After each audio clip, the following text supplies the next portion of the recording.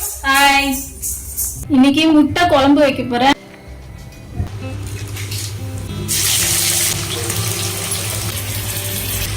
உப்பு தேவையான அளவு, இஞ்சி பூண்டு பேஸ்ட், சிக்கன் குழம்பு மசாலா, வீட்டுல அரைச்ச குழம்பு மசாலா, ஒரு 2 சொம்பு தண்ணி விட்டுக்குங்க.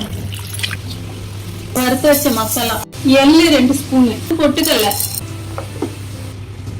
இந்த மாதிரி நைஸா அரைச்சு எடுத்துக்குங்க.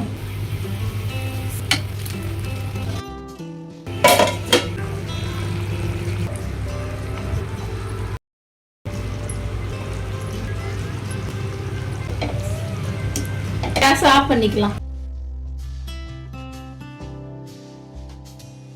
முட்டை குழம்பு இதே மாதிரியே வச்சு பாருங்க, சூப்பரா இருக்கும்.